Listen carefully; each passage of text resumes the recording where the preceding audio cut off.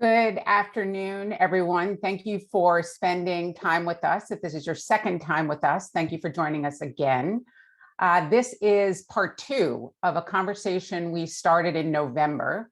As some of you know, many of you know, every year we write and publish an annual report, which goes into detail about the financials of the church pension group in the back of the book. And in the front of the book tells the story of the work and the whys we do the work. The intention behind the work in our annual report. And we track how many people actually read it. And we get thousands of people, a few thousand, but we serve many thousands more. And there are people, volunteers around the church in general convention and in vestry who also have an interest or exposure to the church pension group. So we want to make sure that as many people as possible are aware of who we are, what we do, and why we do it. So we decided to do a webinar in November, and the response was quite positive. Many of you attended, but even more interestingly, many of you had questions, and we simply just couldn't get to them all in the first webinar. So this is part two.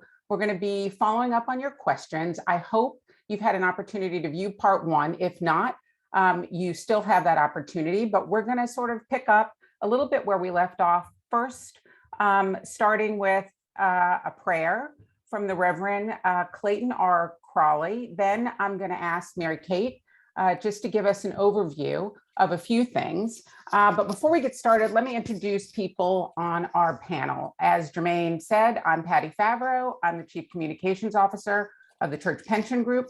We are also joined by Thomas Brown, who is the esteemed Bishop of Maine, but also chair of the Church Pension Fund Board of Trustees. We have Mary Kate Wold, who is the CEO and president of the Church Pension Group. Ellen Taggart, who is our chief financial officer. Frank Armstrong, who is our chief operating officer, and he's responsible for all three lines of business. Clayton Crawley, who is our Chief Church Relations Officer, and the person who you've probably seen walking the halls of General Convention more years than most of us here on the screen. We also have Roger Saylor, who's our Chief Investment Officer. So we're going to be here with you for the next hour and a half. I'm going to ask the questions that were pre-submitted, but then hopefully we'll have time to open up to your questions. So without further ado, I would like to ask the Reverend Crawley to kick us off with an opening prayer. Thank you. Thank you, Patty. Today is the feast day of Elred of Ravoux, who was a 12th century monastic theologian. And I think it is certainly underscores our core values, which Mary Kate will mention. And he is known for his mutual affection and preaching of love. Let us pray. Grant to your people, Almighty God, a spirit of mutual affection, that following the example of your servant, Elred of Ravoux, we may know the love of Christ in loving one another. Through the same Jesus Christ, our Lord, who lives and reigns with you in the Holy Spirit, one God, now and forever. Amen. Thank you, Clayton. So whenever we interact with people around the church, it's always useful to get grounded in who the church pension group is and what our areas of focus are. And so I just like to kick this off by asking Mary Kate to talk about the state of the church pension group, a combination of our purpose, our mission, our values, our vision. So Mary Kate, can you just kick us off with some grounding in how we're doing and who we are, please? Sure, thanks, Patty. And before I do that, I just want to add to Patty's comments about how grateful we are to have this opportunity to talk to everybody. We were so pleased with the wonderful response to the first event we had in November, and thrilled that it was as interactive and we got as many questions as we did, far more questions, as Patty said, than we could possibly answer. So hence today, another opportunity to get together. So thank you for attending. Thank you for your interest in what we do. We love to talk about what we do because we love what we do. So we're really happy to have you here. And in terms of grounding, We have followed in terms of kind of organizational health and strategic planning and that. We rely a lot on the works of Patrick Lencioni. If any of you are familiar with his work, he works with a lot of faith-based organizations as well as commercial organizations. But so we named our purpose, which is synonymous with mission. And at the very highest aspirational level, our purpose is to support the clergy and lay employees in their calling to spread the gospel. And our vision is a little more specific than that. Over the very long term, our vision is to make sure that we can offer the highest possible financial security in retirement to both our clergy and lay employees, but do that in a way that is financially sustainable, consistent with our own financial discipline, and also in a way that reflects the evolving needs of the church. We're not providing benefits sitting up in an ivory tower thinking of what we think is best for the church, but really staying in touch and understanding what the true needs are, because as we know, the church is changing and changing rapidly, and ever more so in the face of the pandemic over the last couple of years. So to be able to execute on our purpose and our vision, it's essential that we have strong financials. We're a pension fund and financial services company. So making sure we have the money to do what we've been called to do is extremely important. And we're focused on that day in and day out. Just speaking about the clergy pension fund itself, we have close to 18 billion, about 17 billion actually in other assets and other pockets for clergy benefits. We get about 80 million or so in assessments a year. We pay out close to $400 million in benefits under that plan. So as you can see, the assessments that come into the fund don't nearly pay for the benefits that we pay. And how do we do that? Well, we do that through the earnings on the portfolio. And my colleague Roger Saylor will talk more about that shortly. But we need quite a cushion of assets above and beyond liabilities to throw off enough income to actually pay that level of benefits, and also to help us weather financial storms. As many of you know, we also have a small defined benefit plan for our lay employees. Most of our lay employees, current employees who are active, are in defined contribution plans, which you're very familiar with, I think, 401k, 403b plans, for those of you who work in the church. So people have their own separate accounts, but a good number of our retirees, a few thousand, are in a defined benefit plan that's very much like our clergy plan. But that plan is much smaller. It's about 1% of the assets of the clergy plan and has a much shorter history than the clergy plan.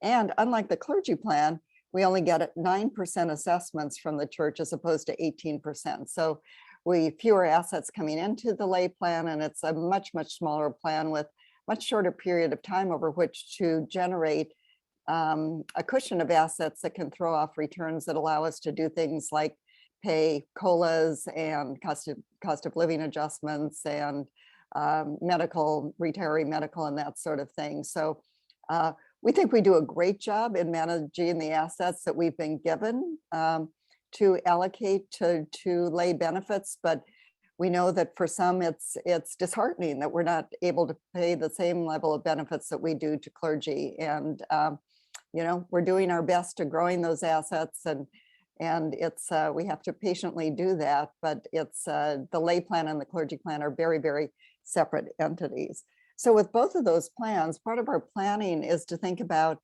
how do we weather future financial storms. So if you think about your own budget, if you kind of look forward from now until your demise, and think about, well, I need this much for fuel and this much for food and this much for rent, and I'm going to build in a little inflation, and I think I'll have just enough. That probably wouldn't make you feel very comfortable, because of course things go wrong. And so we have a very sophisticated process with the pension fund monies to model the assets and think about what are the markets likely to do in the next 10, 20, 30, 70 years, and make sure that the assets in the fund are enough to get us through periods like 2 years ago when the markets went crazy at the beginning of the pandemic, a decade ago when we had the huge financial crisis, the dot-com bubble burst in the early 90s and so on. So when we do that assessment, we use outside experts to come in and help us do that.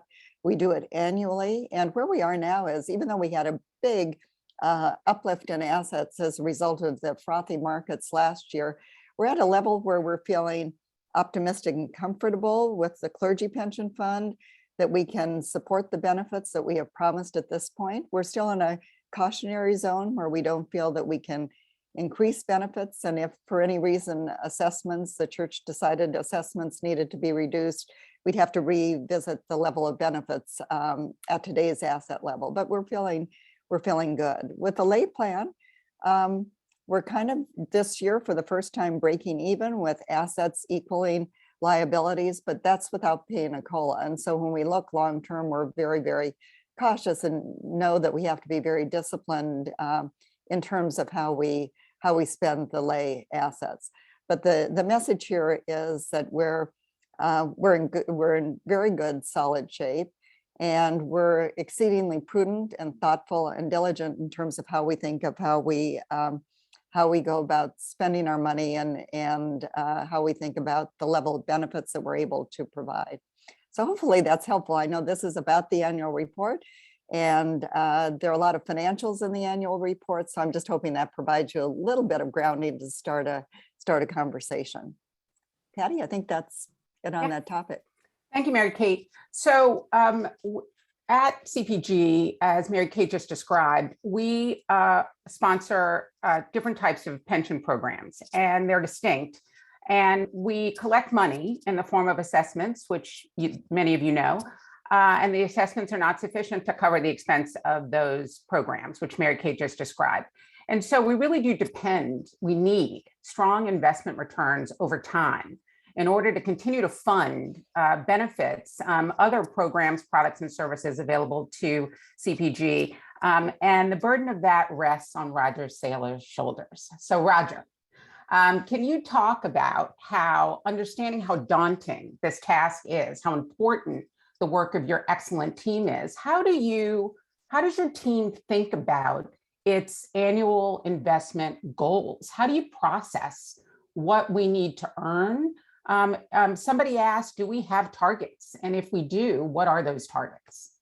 I would say we don't really have a target per se, but let me describe what we do have. So we do believe that over the very long term, we're going to need about 4.5% return above inflation, a 4.5% real return above inflation, in order to make the benefit payments that we need to make for decades and decades into the future. So you can think of that as a very long-term investment goal. And what I mean by long-term, I'm talking 20, 30, maybe 70 years, as Mary Kate mentioned a few minutes ago. In the shorter term periods, we measure the performance by looking at other market benchmarks. And so we compare ourselves to what different markets are doing in the short term. So that's kind of that's the real answer. I guess I was gonna say that's a partial answer, but it is the actual answer. Okay, so going back to, if I can pick up on Mary Kate's description of what's been happening in the market lately, which I love, which is a frothy market. In the past several months, we've had really strong market returns. And so I'm wondering, someone asked, does recent strong market activity, does that change how you think about our investment philosophy or our asset allocation, our strategy in any way? Well, for sure, the markets, ebb and flow always, and sometimes very violently, as we saw in 2020. But our approach and our strategy basically is to stay the course over long periods of time. So we don't make a lot of major changes as we march through time in response to what the market's doing. However, we do rebalance the portfolio periodically to make sure that the overall asset allocation is in line with the target asset allocation that we have. For sure, the markets have been very strong, both in recent years and also actually over 10 years. Over the last 10 years, the portfolio's return has been about 8.5% above inflation. That's 10.5% in nominal terms, right? And the markets are basically at all-time highs across the globe, and no matter what market you're looking at. So one has to expect that the returns that we're going to earn from this point going forward are going to be probably less than what we have earned over the last few years and even over the last 10 years, particularly on an inflation-adjusted basis. One thing I'll add to that is that, as Mary Kay was talking about when she was talking about the asset and liabilities of the plans, you can think about the returns we've earned for the last 10 years as helping us to build up a little bit of a cushion or rainy day surplus. And that money will be needed as we go forward for periods of time where the returns aren't quite as generous as they have been historically, or in fact could be negative. Roger, if I could jump in and just say that the market, the frothy market, I love that, Mary Kate. I think we'll all be saying that now. All of that notwithstanding, the fact of the matter is that you and your team have done an exemplary job.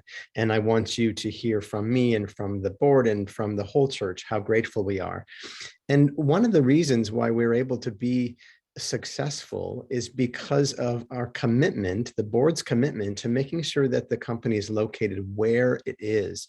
Sometimes the board receives questions and comments about the possibility of the pension fund domiciling itself elsewhere. And the board is very committed to our staying in the place where the markets happen. So two things, I wanted to say that, but also to shout out to you and to your fabulous team for all the wonderful work that you're doing. Thank you, Thomas. So in addition to your team, Roger, we also work with some really amazing outside managers. Can you share with people what that experience is like, how we manage those relationships and what impact they've had on our portfolio, our outside managers? Right. So we do have many investment managers we work with around the world. And remember that this is a global portfolio, so it really is around the world. And in many cases, some of these relationships with investment managers go back, many years, and in fact, decades. Some of them go back 20 and 30 years. And so we get to know these people and their firms quite well. And that's really important to make sure that we have that information, that knowledge, and that understanding of who they are as individuals, who they are as a firm, and also how they invest money for us to make sure that we continue to be comfortable with what they're doing for us. And so that's worked out very well for us, as I said, for a very long period of time. And we're very fortunate to have many of the managers that we do have managing assets in the portfolio. For new relationships, I would say, it's really that in a microcosm where we do spend a great deal of time making sure that we know them, again, as individuals, as a firm, and also how they're going to invest money, what the strategy is. And so we invest a lot of time and effort into making sure that research and that due diligence is done before we fund any new investment managers for the portfolio. One question that comes up, which I don't think you mentioned, but I thought you might, was fees, and because we do get questions on fees, and the way this works is basically that each manager gets a base fee for managing assets for us, which is almost always in terms of a percentage of assets. And then sometimes in some strategies, managers will also get a performance-based fee. The reason why I bring that up, because I think that can be confusing sometimes, but it's important to realize that when we're evaluating managers, we do that on an after fee basis, including all the fees. So when we make a decision to give a manager money or give them more money, that's done taking into account the fact that we know exactly what the fees are going to be and what they might be if there's a performance-based fee associated with that. And so importantly, we evaluate all the managers, both ex ante and ex post, on a post fee basis where we're taking into account all those fees. And so whenever I mention investment performance, for example, those numbers are always net of all the fees that we end up paying managers.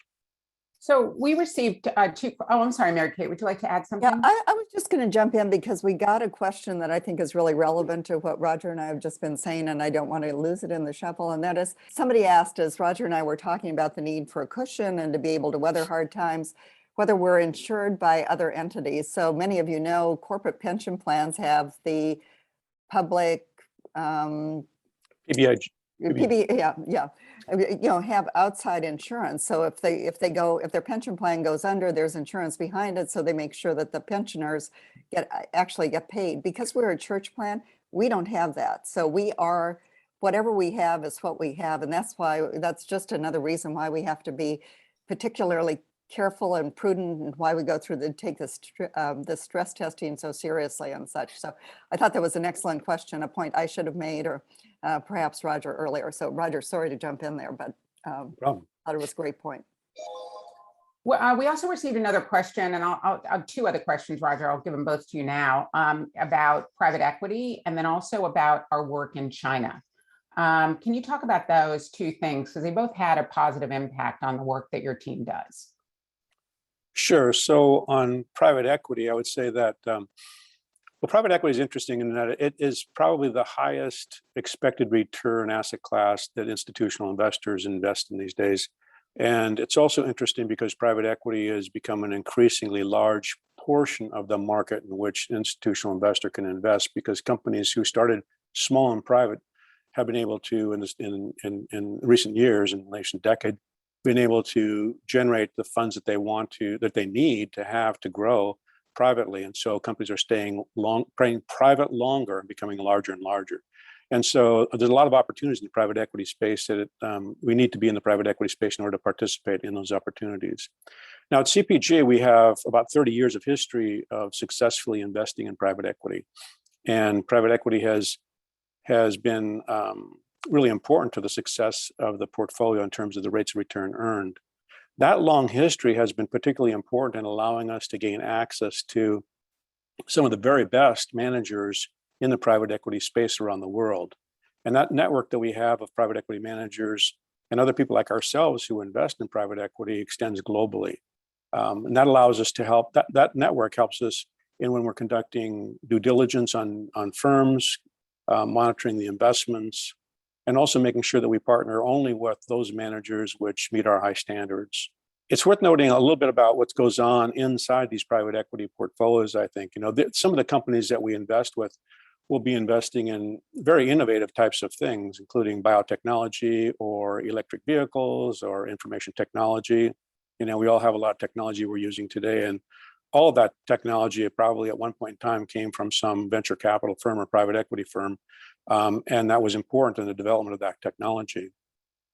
An example would be, with the mRNA COVID vaccine being such an issue in our lives in the last couple of years. Moderna, who came out with one of the first mRNA vaccines, was in fact funded or founded by one of our venture partners that we have today. But private equity also goes beyond that in terms of just thinking about the types of things we do. Sometimes it's very traditional businesses, but it also provides many opportunities for us in terms of SRI types of investing. So it could include, banking and credit services in India to underserved populations. We have done historically quite a bit of low-income housing investing, which also comes through a private structure. Sustainable energy investments we've made lately have been largely in private equity types of structures, or even investing in a farm in sub-Saharan Africa, which allows farmers who are locally in villages there to have a better market for their products, if you will. So all those types of things are part of the private equity world. So I think one has to be just conscious of that when you think about private equity, because it encompasses basically all types of activities around the world.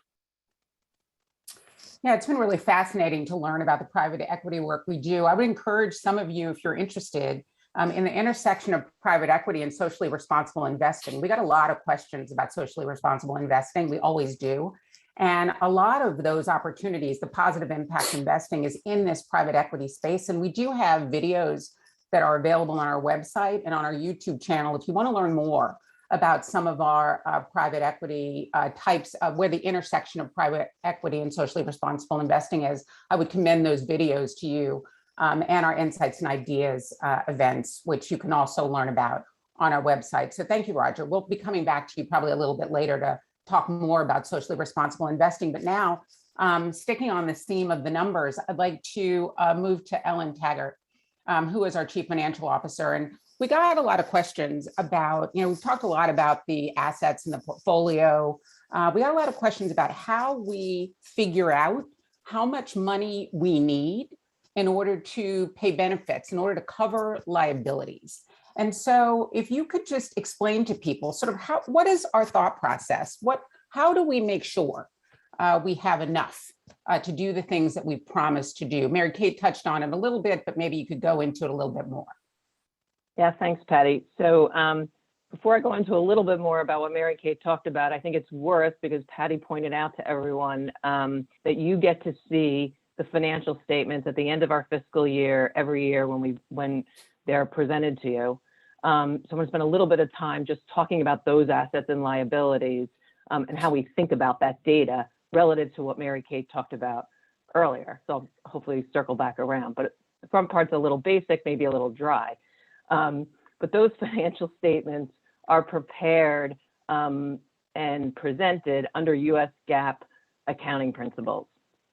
And so what that means sort of at the highest level is that we follow very specific standards in how we estimate the assets, right? We look at the investments at fair market value, and then we present the liabilities based on actuarial assumptions. So again, we work very closely with our external actuaries, Buck Global. And those liabilities are meant to present the obligations, right, at the date of the financial statements, to present the future obligations, the future payments for the current participants in the plans. And so what is not included in those liabilities, because it's not required from the accounting standards, are any future entrants to the plan and related expenses. And then in addition, the discount rate that we use on those liabilities can change from period to period, and it doesn't tie out to the expected returns that Roger just spent some time talking to you about. So what we do is we look at those financial statements and with those calculations as input, audited by Ernst & Young. And when the assets are equal to or greater than the liabilities, that's a good thing, right? That's a good position, which many of you have commented on and have asked questions about. But because of the requirements and because the liabilities do not include certain aspects in the calculation, we don't use this as our sole measurement of how healthy the plan is and how much we can rely on those assets as shown in those financial statements for the future. And that's why we, in conjunction, do the annual stress testing that Mary Kate spent some time talking about, because that stress testing gives us a level of additional analysis up and beyond the financial requirements that allows us to, as Mary Kate pointed out, that allows us to, with financial tools and actuarial tools and looking at many thousands and thousands of scenarios, allows us to get comfortable and have confidence in the assets that we hold and that we've got to pay, and the payments that we have to make way out into perpetuity. So let me just pause there, because that was a lot in a few minutes. And see if, Patty, you want to ask anything else? I do. I have some follow-up questions, and we're also, for those of you who are participating, you guys are really active already, and we're getting a lot of additional questions. I'll try to weave them in, but if I don't get to them, I'll try to get to them at the end of answering the questions we received the last time. So, Ellen, we did receive a question whether what are the New York State requirements in terms of the number of assets we have? Can you speak to that briefly? We are required, and we are examined and governed by New York State Department of Financial Services. And what that means is New York State doesn't give us the direction, but what they expect is that we present audited financial statements every year to them, and we file them in a timely basis. And then what the Department of Financial Services does is it comes in on every 5 years, and it looks at 5 years, formally looks at 5 years worth of our financials, and then spends quite a bit of time and does a fairly comprehensive review. And what they are looking at is all of our methodologies, all of our inputs to the calculations that I described at a very high level earlier. We also share with them our stress testing that Mary Kate talked about, and that additional analysis that we do, and they use all of that to then comment back on the adequacy of the liabilities that we are reporting and the methodologies that we're using to say that they're accurate and acceptable under New York State guidance. Thanks. I know that's one of the more fun and I'm aspects happy of your to team's report, job. I should say, I'm happy to report that we have no negative. Fantastic. Yeah. No, and I was just adding, Patty, I'm happy to report that we don't have any information back that says that we are not doing this correctly. Great. So we did get some questions, and I'm going to bundle a category of question together and open it up to other people on the panel.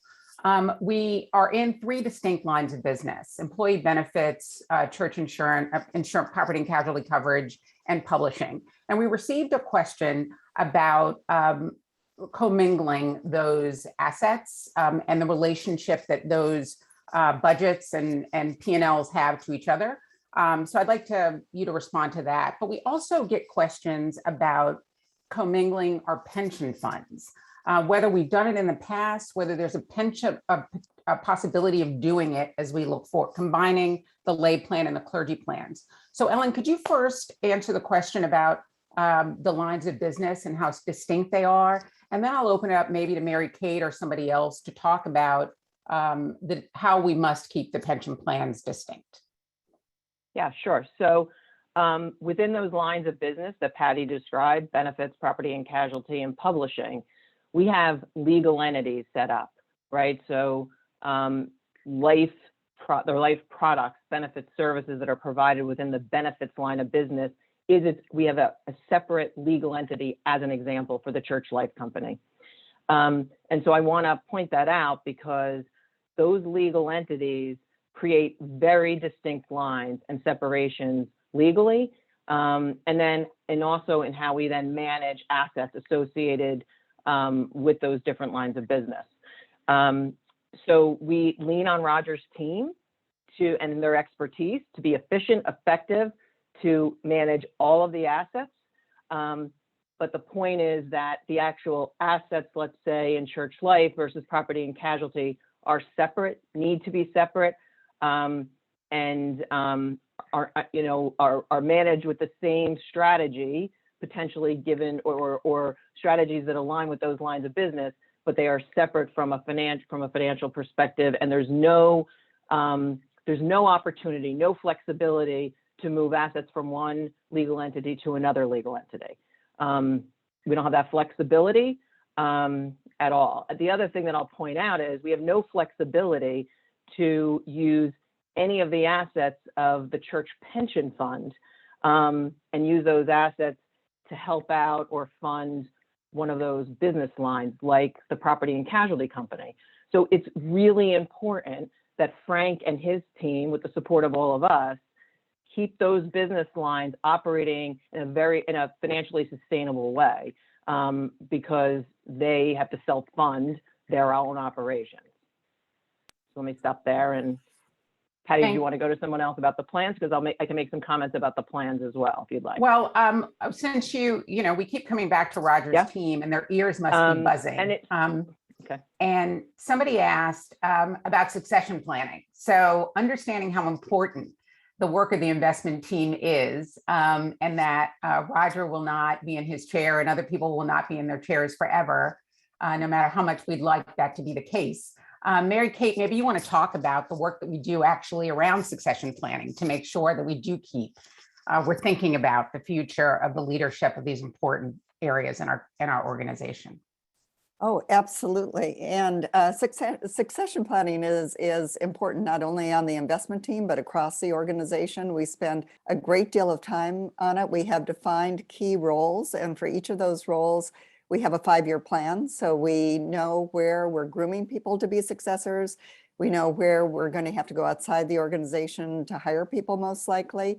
That's reviewed with the Compensation, Diversity, and Workplace Values Committee of the board every year, because it's an important board role as well to know that the company is going to be able to be sustainable.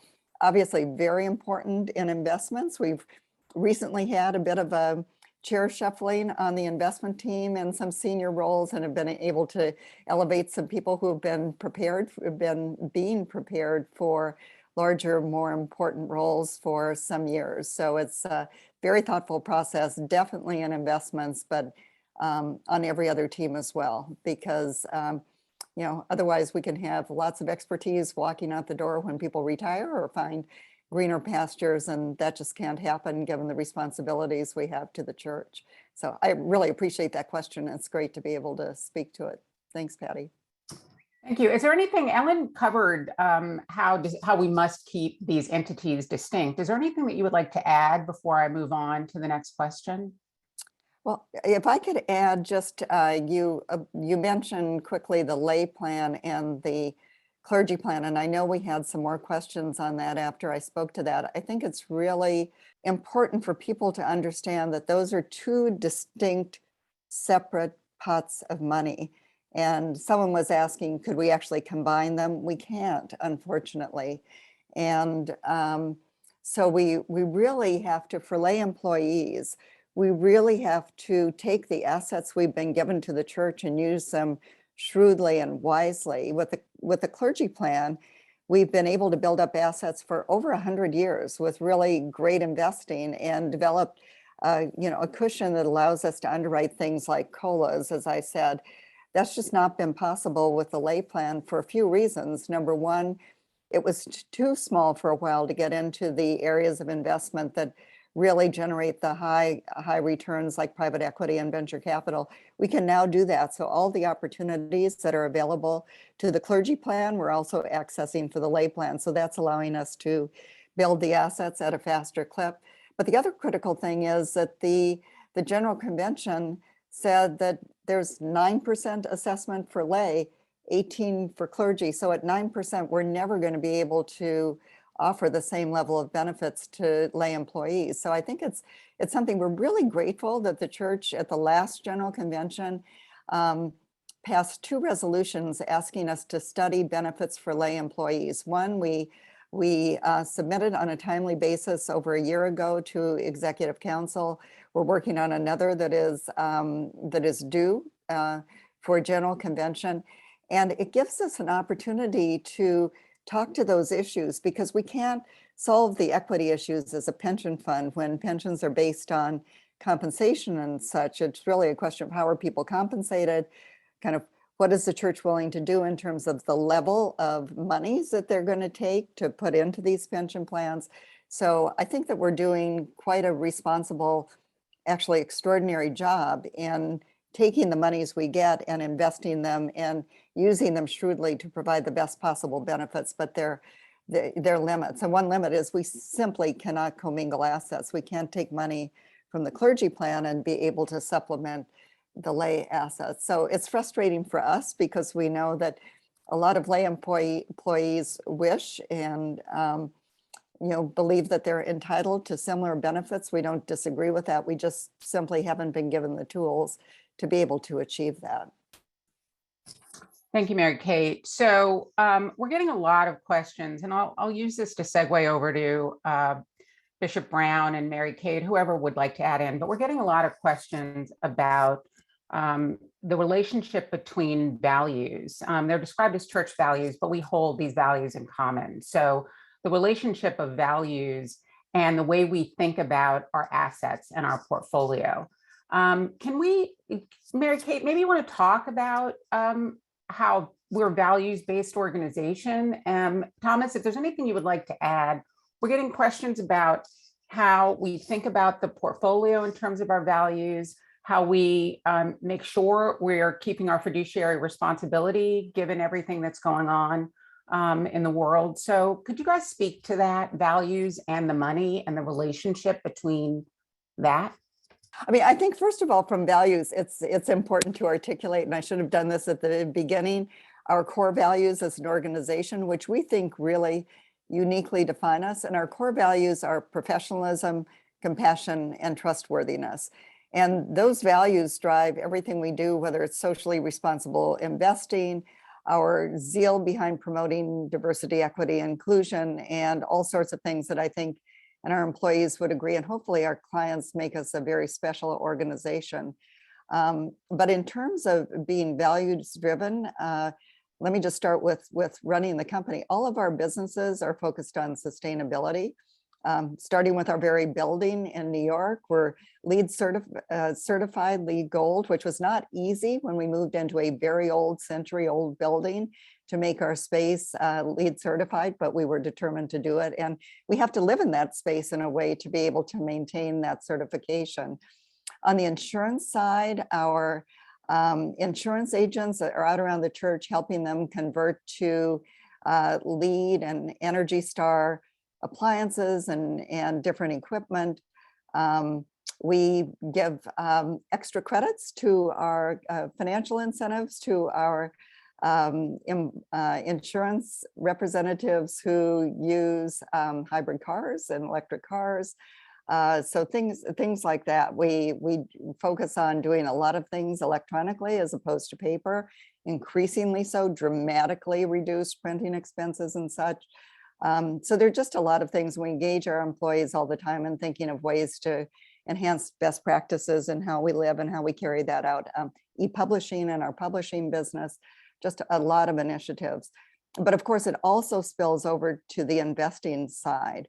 And so we have a very robust strategy that I'm personally passionate about and proud of in promoting socially responsible investing within the portfolio. And that's a four-pronged strategy. And let me just say, first of all, we don't have all the latitude that the rest of the church and secular endowments have to invest in anything we think would do good for the world, because we're a pension fund, and as Ellen said, very tightly regulated by the New York State regulators. We have to put returns first. So we have to be able to invest in the highest yielding investments based on a risk reward analysis. But at the same time, we have been adamant and persistent, and I think very successful in being able to check both boxes so that we're able to drive socially responsible investing at the same time, generating those returns that are necessary to make good on our promises. So the four strategies that we have are impact investing itself, which means that we're out there looking for those unique investments that will drive competitive returns, but at the same time do good in the world. And one prime example is low-income housing. We have a couple of wonderful managers, Turner Capital and Abaneth, who go beyond simply investing in low-income housing, but do things for neighborhoods and tenants and such that are really astounding. And we've got some videos on that. The second prong of our strategy is shareholder engagement. So the public companies, the ones that are publicly traded in our portfolio, are prime targets for a shareholder engagement strategy, which means that we, and sometimes we and other faith-based organizations that we align with, including the Committee on Corporate Social Responsibility, basically engage those public companies in our portfolios and encourage them to live out the values that we have as the Episcopal Church. And so we've been very successful with energy companies in terms of disclosure and green practices. We've been very successful with transportation companies when it comes to human trafficking, issues like that. So that's engaging with those companies and trying to change their behaviors in a positive way is big. The third area is what we call thought leadership. And that part of that has been the Insights and Ideas panels that we have had. We've been trying to bring top-notch thought leaders in socially responsible investing and making them available to the church. We've also sought to be leaders to not only invest ourselves in important opportunities to drive social value, but to attract other capital, including the Methodist Church and other faith-based investors, where we've been able to recruit them to join us in bringing capital to those worthy projects. And then the last element is what we call ESG incorporation, which means we look across the portfolio. And with all of our managers across the portfolio, we ask difficult questions about governance and social policy and environmental issues and that sort of thing. So all of those combined means that our investment team to a person is engaged in helping us live out our values through the portfolio itself. And so that's, that in addition to all the other ways we kind of live our lives within the company, I think is a demonstration of our core values. Thank you, Mary Kate. And I think when it comes to other values, in addition to the things that you just named about thought leadership and about shareholder engagement, I would want folk on this call today to know that the board is very committed to our work with diversity, equity, and inclusion. And we've been at this work for over 2 years, and we are committed to making it part of our ongoing life. So that just as the church and the wider culture is coming to terms with the systemic white racism that exists in every fabric and every corner of society, so too does the church pension group. And the board is doing work even as we are supporting the incredible advancement. And really, I would want the church to know that as an organization, the staff and the people who work for this company have a lot to teach the rest of the church about diversity, equity, and inclusion. So the board is actually catching up to what this company has long been doing. And we are going to continue to sort of paddle in the wake of the management team so that the board is as healthy as possible, that will equip us to make policy that will be just as well. Thank you for saying that, Thomas. And I should have started there. And when you said that, putting that together with the question on succession that we got, we're very focused internally on driving diversity at the top, because we think we're only going to be a highly successful organization if we have a diversity of thought, and that means driving DEI. So we're blessed that almost half of our organization are people of color. And in this past year, 2021, I just got the statistics on this, almost 2/3 of our promotions within the organization, including in the highest roles, senior vice presidents and managing director roles, and on the investment team were people of color. So we're highly focused because it's the right thing to do. It's consistent with our values, but it's also just good business. We have to, or we're not going to be successful. Wonderful. Thank you both very much. If I can go back to Thomas for a few more moments, there are people out there who have done their homework well and have read the whole annual report, front of the book and back of the book. And given this frothy market, everybody's going to be quoting Mary Kate now for hopefully for a while now. People have picked up that because of the frothy market, the assets available for benefits have mushroomed, and the liabilities have stayed the same, maybe even declined. And so there is a cushion there that has grown over time. And the numbers are large and hard to digest. And it would be good for you to share how the board thinks about that, how the board thinks about this cushion. And we got questions about whether or not CPG is considering or would consider using the cushion to fund things, other ministries around the church, and fund things like seminary debt. So could you speak to that, please? Absolutely. And the fact of the matter is that the way that we look at this particular time is that it is a particular time. It's a moment in time. And so right now, there are a lot of assets. And we have known times when there have been many, many fewer assets. And the board and the management have had to really look carefully about what it is that we can do. So we are constantly, as a board, making sure that the management and that we are together thinking about this pension plan as a 7,500 and even 150-year enterprise. We can't simply look at today, even though it's obviously in front of all of us, and we can see this really big number. We can't do that. We have to be responsible to you who have elected us to oversee this fund and to think very much long term. Finally, about your question, and I think Alan also referred to this, the answer to the question, could we take some of this largesse that we have in this current moment and support a mission that is happening on the ground throughout the church? The answer is no. Absolutely not. We can't. We can't take what is a pension fund and use those resources for other things. And that's hard for some folk in the church to hear. And it's up to us to continue to explain why. Appreciate that. So Frank, if I can sort of have you build on that question. Another question we received, and we get a lot, is could we perhaps use the assets and the cushion we currently have to reduce the 18% assessment?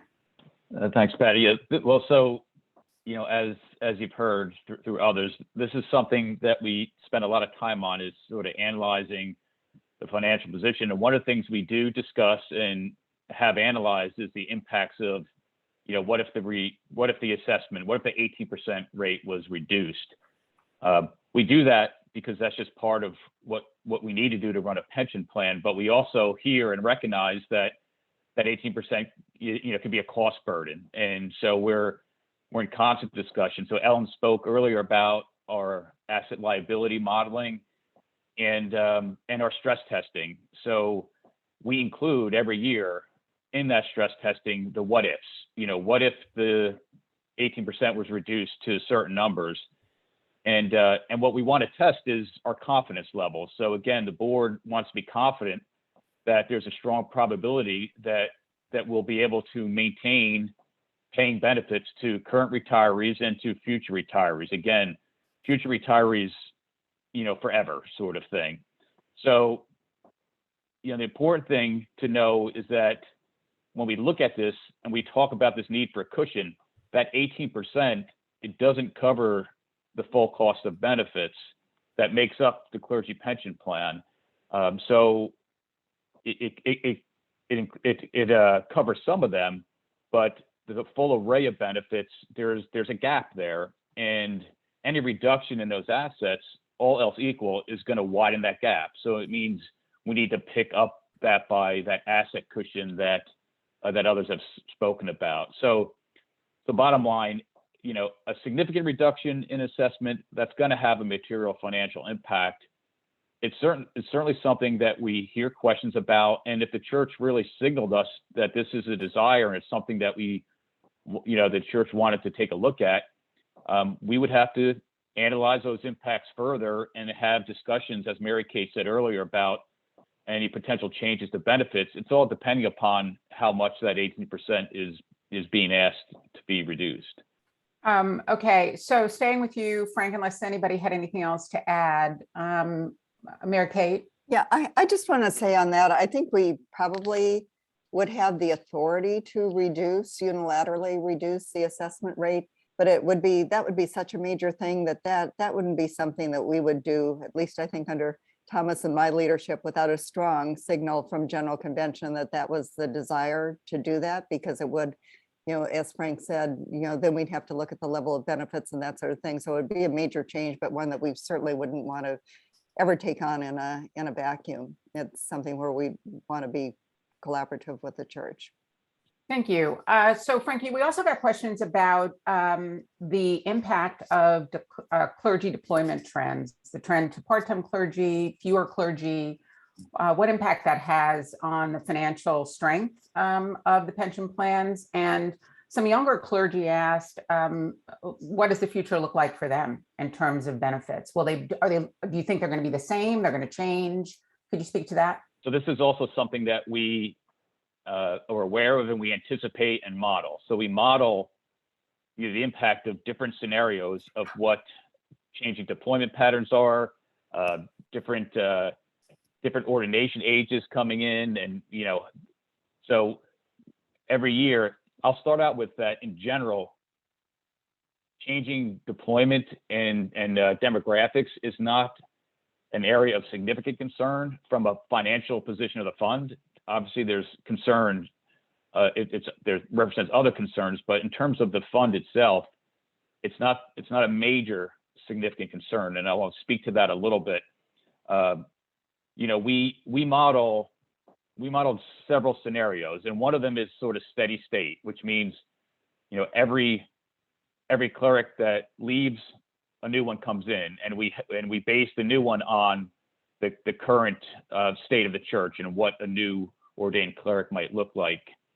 And then we also look at several declining clergy scenarios based upon trends that we've seen over the time and how long will that decline last. And at some point, we level it out to a new norm sort of going forward. And just as a reminder that, need to keep this in context, because my next statement might be counterintuitive to some, but since the 18% doesn't cover the full cost, from a financial position of a pension plan, a declining number of clergy actually is a better financial impact on the fund, and that's because of that gap. It sort of shrinks the gap, in terms of if we have less people coming in where we have to use assets to cover the gap because 18% doesn't cover the full cost of benefits. It actually is a positive financial impact on the fund, all else equal. On the steady state side, if things sort of level out and we just keep coming, every newly ordained cleric would add to the need to grow that cushion because, again, the 18% doesn't cover the full cost.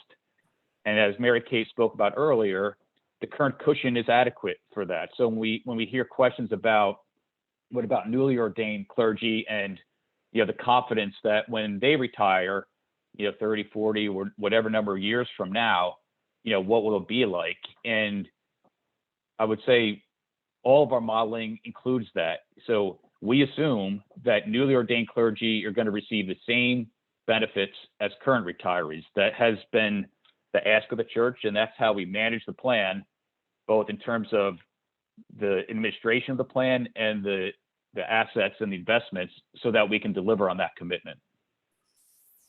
Thanks. We also receive questions regularly about bivocational clergy and deacons. There seems to be some confusion about whether or not they can participate in the plan. Could you set the record straight on that, please? I guess I'll start with that. Every participant in the clergy pension plan will be eligible for the same array of benefits, including access to things like Credo. So it really comes down to whether it's a bivocational cleric, a vocational deacon, or another ministry. Then it all comes down to, are they eligible for the plan? And that's based upon compensation and that the cleric is able to establish regular employment, which generally is 5+ consecutive months. And we have a list of 4 or 5 ways that can be verified. So as long as a cleric can establish regular employment and they're compensated, regardless of if they have other vocations and or they're deacons versus priests, they will have the same array of benefits. The one additional requirement comes to the retiree medical, since that is an expensive benefit in itself. In order to keep the fund in a strong financial position, there is another requirement that for retiree medical, the compensation has to be at least $18,000 a year in order to gain a year accredited service for retiree medical. But all else equal, the benefits are the same. Now, again, most of these benefits are impacted, based on compensation. So the level of benefits, ultimate payout, will be impacted by the level of pay. The last thing I'd like to say is, regardless of compensation, so more broadly, all clergy and lay employees for that, regardless of compensation, have access to other things we make available, like on our learning center. So we've made it easier to access all of our e-learning courses, our webinars, podcasts, and financial tools on our website. So that's available to all clergy and lay employees of the Episcopal Church, regardless of their eligibility for a pension plan. Thank you, Frank. And this question comes up again and again, and we're really trying to do a better job of communicating to all of the people who can access our products and services, how to get access, and that we are here to serve the clergy and lay people of the church. And so if anybody has any ideas about that, please feel free to be in touch with us, because we want to make sure that everybody who has access to the benefits and other things that we offer knows that and can avail themselves of those programs. So I'm going to give Frank a bit of a rest, let him take a breath.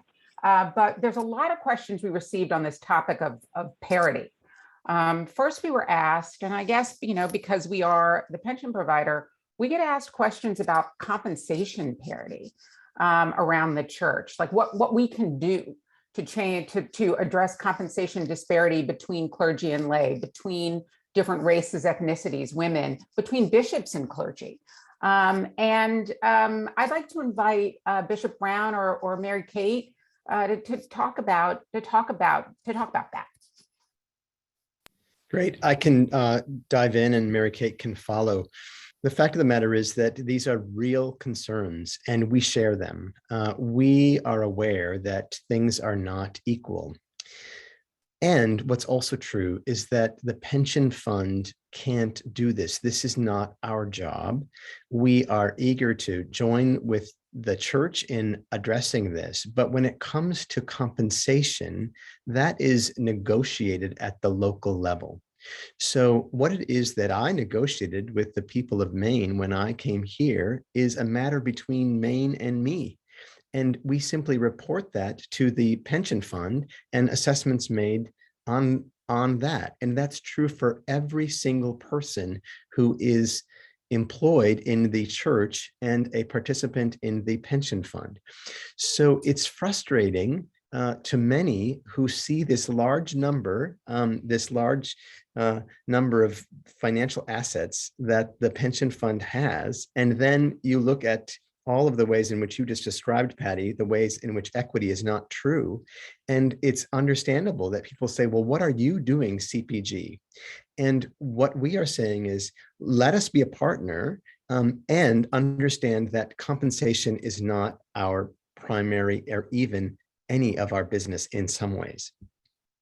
Would anyone else like to add anything to that, or? Well, I was just going to add, Patty, and kind of reiterate something I said earlier, which was we were really gratified to get these 2 resolutions from General Convention about parity and equity in benefits and compensation. So I think the church was starting to see that this is not just or not primarily a CPG conversation, but a church conversation. So I commend to you, I'm sure it's available on our website, but our report to General Convention that was given to the Executive Council a year and a half ago on lay and clergy benefits. And we'll have another report coming out in a matter of months. So it will be the second report, which is due at General Convention, that is much more expansive. It's not only lay and clergy, but as Patty mentioned, it's other demographics. It's based, it's race, ethnicity, gender.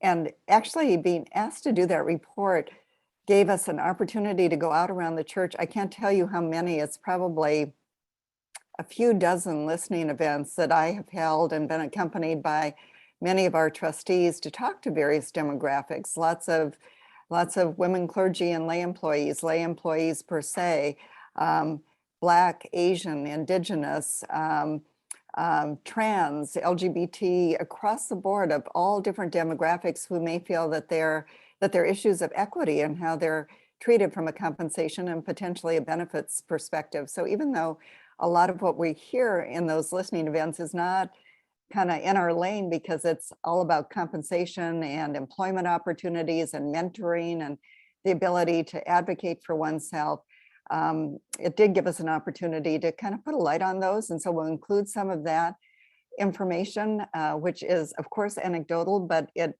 unfortunately also supports a lot of the statistics that we will be reporting from our own data. So, we'll be reflecting some of the things that we heard, especially themes, obviously not divulging individual confidences or anything of the sort, but bringing some of those themes to the church in our report. And it was, kind of wonderful to be out in the church, listening to all the good things that are happening, but also, hearing of some of the concerns that we can, as Thomas say, perhaps be a partner in addressing.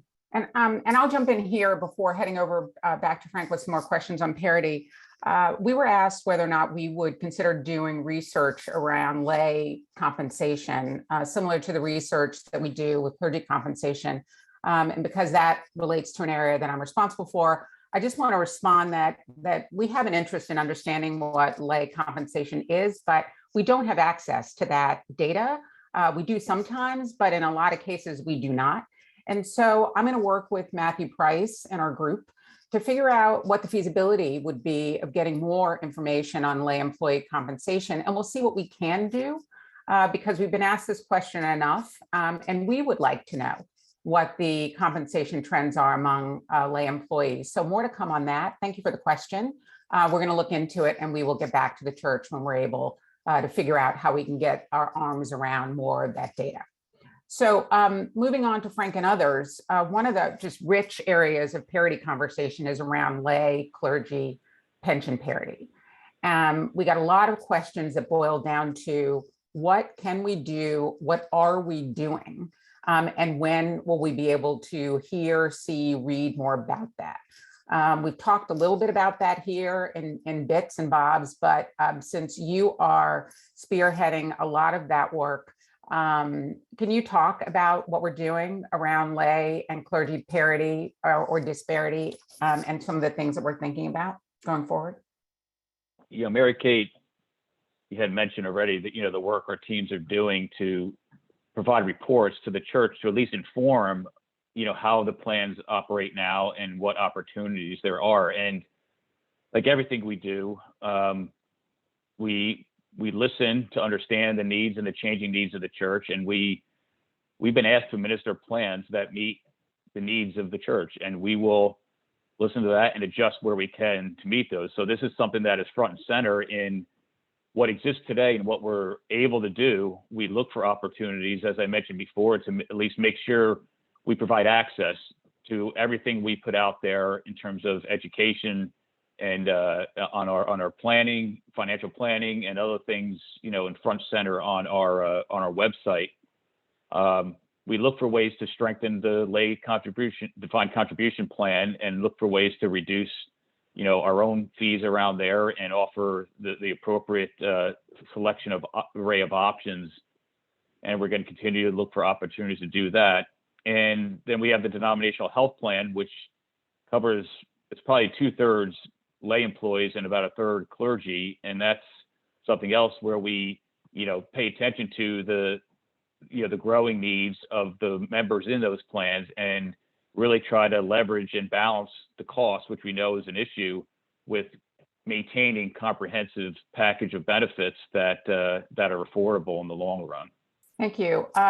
We've been asked whether it's possible for lay employees to increase to contribute more than 9%. And this is a really important question. So I would love it if you could answer it.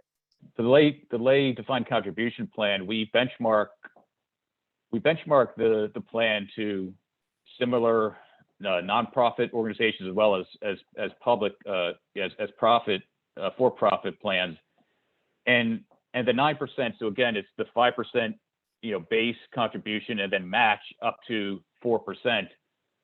If a lay employee is putting in that 4%, they'll get the 9%. They'll get the 4%, and that's 13% overall. That benchmarks very well against all these other plans, and that overall 9% that employers contribute is much higher than the benchmarks that we compare to. That being said, the gold standard of what you need to retire is 15%. That's sort of what we take a look at, and employees, participants in the plan can contribute up to rules around how much they can, IRS rules, they can contribute more. So they can contribute beyond that 4%, and some do. And again, the average contribution is about 13%. That's made up of some that contribute more than the 4% and some that contribute less. But there is an opportunity to do more, and we're looking at opportunities to make that clearer, both to participants in the plan as well as to employers, because the 9% is a minimum, and I don't think it's always clear to employers that they can also contribute more than that 9% if they choose to. So we're looking at ways to just make that clearer to the employers as well as the participants in the plan. And right now, I think there's about 5% of employers that do contribute more than the 9%. So a small number do, and we just want to get that message out more broadly. Thank you very much. We received some questions, Mary Kate, and you get these letters sometimes throughout the year from people who have served the church many years and either were not compensated at all or receive such little compensation that their pension benefits are low. And they reach out and they're asking, is there anything CPG can do to help them? These are hard questions and conversations to have. And but I would like to give you an opportunity to respond to the group in the ways that you respond to people when we get these questions. There isn't a lot we can do for people who haven't had any compensation and are not in the plan at all, because they wouldn't have had contributions to the plan. So they wouldn't, there's really no avenue of financial help for those individuals. We do have for people at the lowest level with very small pensions who have particular emergency needs. We have a special fund with a kind of limit of several $1,000s that bishops can apply for. So if there are kind of emergency situations, we have a process to be able to address some of those. And we do get a lot of requests. I mean, the first one I was familiar with, I recall when I first arrived, was somebody who had become wheelchair bound and couldn't afford to have a wheelchair ramp basically constructed to get into his home. And so we were able to work with the diocese and cover that. So there are those situations, but under kind of our plan rules and that we can't simply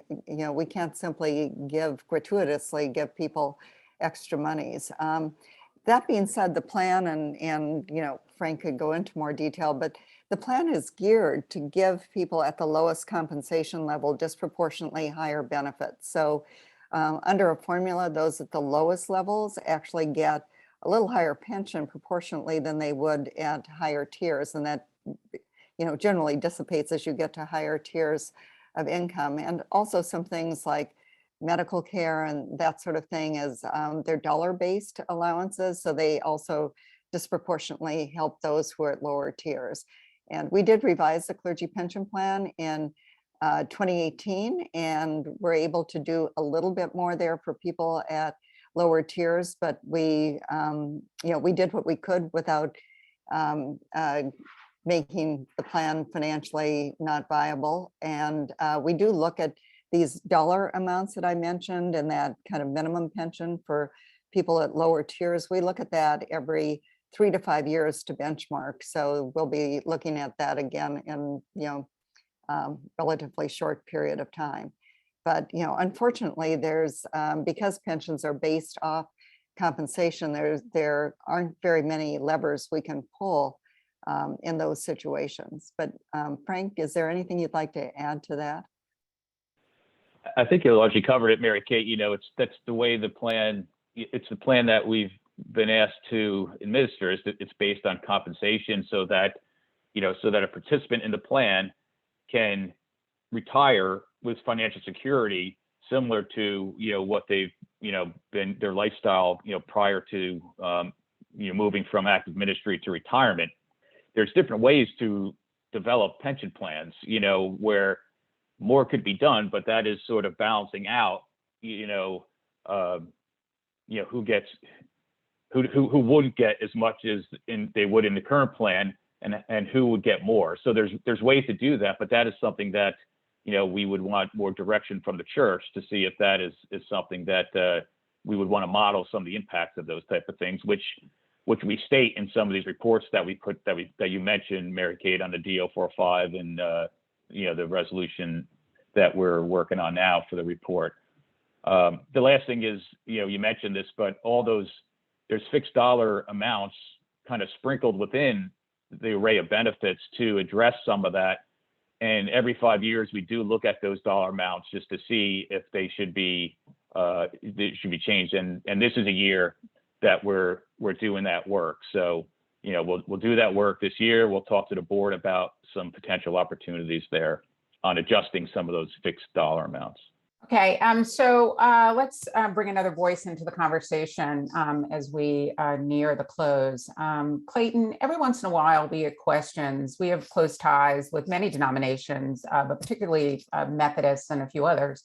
And we get questions about whether or not we would consider or are considering any sort of financial collaboration with the Methodist Church. We received a question, and could you answer that, please? Yeah, absolutely. I think the question was, had we had discussions about combining our pension fund? And there have been no discussions with the Methodist or any other denomination around combining our pension fund Where that may have come from is that we do have an organization that we participate in called the Church Benefits Association. It includes United Methodist, the Evangelical Lutheran Church in America, who we're in full communion with, many other denominations. We learn from each other across denominations and across benefit plans. Specifically, going back to pension plans, the United Methodist Church pension plan is structured very differently than our pension plan, as is the ELCA pension plan. So not only have we not had those conversations, it would be very difficult to combine plans that are created very differently. Thank you, Clayton. So we received some other questions that have come in, and I would invite my fellow panelists to chime in and ask the questions that we can see. But let me start with you, Frank. We received a question about publishing. We talked about publishing earlier. Somebody noticed that there have been some changes in the distribution model, and they want you to speak to our commitment to publishing. You know, as you mentioned, Patty, early on, we have three businesses: our benefits business, our property casualty, and publishing. I'm responsible for the operations, you know, of all of them, as well as the financial situations. And I would say through the pandemic, well, publishing had challenges before the pandemic. Just the industry in general. The pandemic did heighten some of those challenges. Just in terms of what people were doing in terms of the need for books and resources, both liturgical and worship resources, as well as other things they might want to look at. So our top line revenue did take a drop just because of the pandemic. Now there's also just issues that people are experiencing in their daily lives that also impact publishing. So it's been termed supply chain issues, which are real, so it's more difficult for us to find printers to print books and to print things and that sort of stuff. Now we're dealing with them, but our commitment remains for the publishing business, and we've had actually every quarter we meet with the board and we talk about publishing specifically in terms of the work we're doing. We hired a new publisher, Artie Stewart, and she's been with us a year now. She's tremendous. She has developed just a new strategy to sort of tackle this business, to tackle those challenges, and to put us on the right footing to get to a sustainable business model that we're allowed to keep meeting the needs of the church, to deliver those liturgical and worship resources, and then to make them more globally available, which we've already done. We've already seen international uptick on things from just some of the early decisions Artie has made. So there's more work to do there. Our commitment remains to this publishing business, but our commitment is also to get it to a sound financial position going forward. Thank you. Sticking with you, somebody asked why did the medical trust does not have one standard plan for everyone? Why we have so many different plans that the diocese has to choose, with reference to state regulators and saying that they think state regulators control that decision. But can you talk about why we do it that way and what the situation is? So let me just start. That doesn't really have anything to do with state regulations or federal regulations. So we've, when we were asked by the church to administer the denominational health plan, when was this, back in 2009, the ask was to continue to make some choice available. And so before the denominational health plan, there was a lot more choice. We did a lot of work to say, well, let's make it valuable choice. And so make it so they're, so that, dioceses or parishes that wanted to offer sort of the highest end of benefits could do that, but then also some that could, needed to offer a lower, still comprehensive benefit, offer that. So we've kind of managed it to an array of around 9 options now. And the other piece of that was broad access. The continued need from the church is that we need broad access to providers, both doctors and hospitals. So we committed, based upon the church's signal to us is to have at least 2 health plans. So that, by that I mean Blue Cross Blue Shield and Cigna, in addition to the different flavors of plans. So that's how we kind of get to 8, 9, or 10. And we feel that any more choice than that is just overly complicated. But this, we feel, is the array of options that allows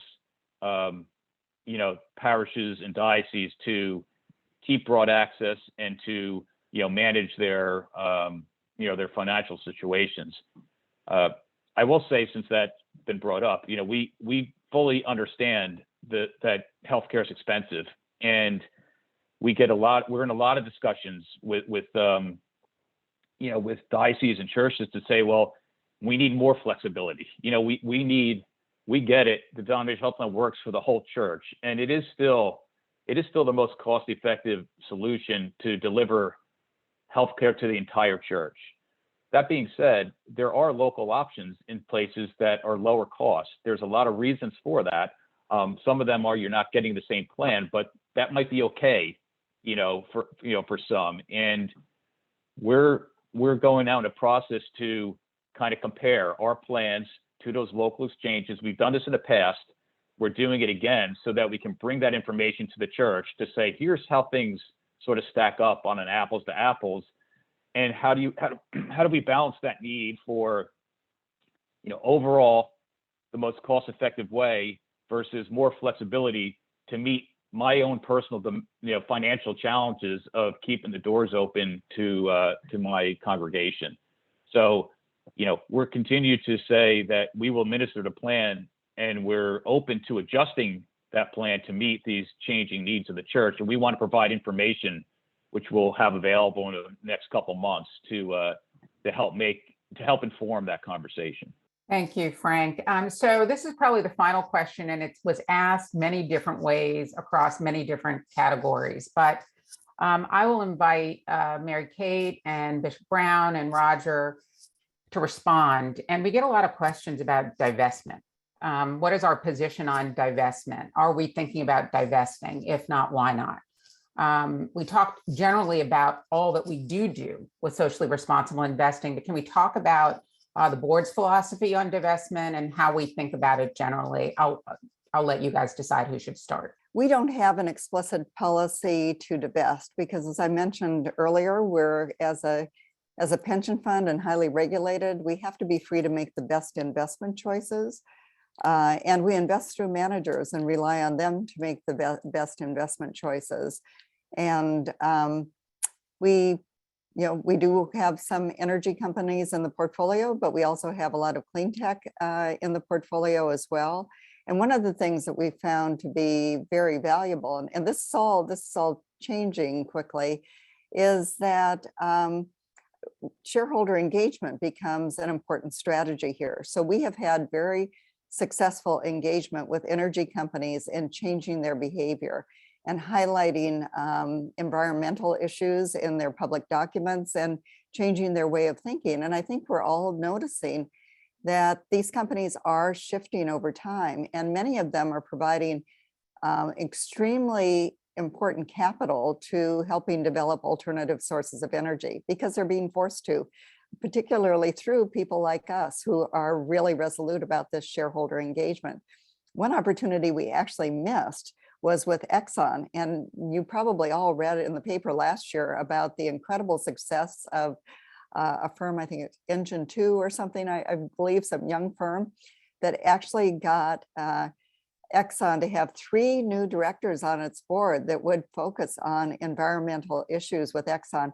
We couldn't be part of that. I mean, the Archbishop of Canterbury was part of it, the Methodists were, I think the Lutherans were, but we couldn't be because we didn't happen to own Exxon in our portfolio. So we kind of missed the bus on that one. But we do use, to the extent we have those companies in our portfolio, we do look at these opportunities to really engage them to make meaningful change, which we think is probably a lot more successful strategy than just not having them in our portfolio. But this is something the board talks a lot about too. And so I'm a member of the board, but Thomas chairs the board. And Sure. Thomas, I'd like you to talk to how the board thinks about this. I would like to say to say that we do talk about this, and we talk about ways to continue to support Mary Kate in our vision together to strengthen positive impact. And so it's not to say that we don't ever talk about divestment, but because shareholder engagement, because the positive impact investing opportunities are growing, we continue to focus there more than we do on divestment. Finally, I would say that I think it was in the 70s or early 80s, the board did place a tobacco screen. And so we do have that, and that remains. Okay, well, so in the final 2 minutes, I think we've covered most of the questions that came in. I've attempted to categorize and sort them. Some people asked really specific questions, and we'll reach out to you personally to answer your specific questions. But thank you very much for spending another hour and a half with us. And we have an upcoming webinar, I believe in March, that's going to dig deeply, delve into church insurance. We get a lot of questions about property and casualty coverage. We have a new general manager there who's doing amazing work. And we welcome the opportunity to introduce him to you and to answer whatever questions you have about the future of property and casualty coverage. So stay tuned for that. And then, of course, Insights and Ideas is ongoing. And for those of you who are traveling to Baltimore this summer, we desperately look forward to seeing you. It is fun to be with you via Zoom, but eating crab cakes and listening and traveling in the hallways with each other in Baltimore is something we just cannot wait to experience. So thanks again for spending time with us now. Stay tuned for other opportunities to hang out with us. And we look forward to seeing as many of you as possible in Baltimore this summer. Be well and God bless.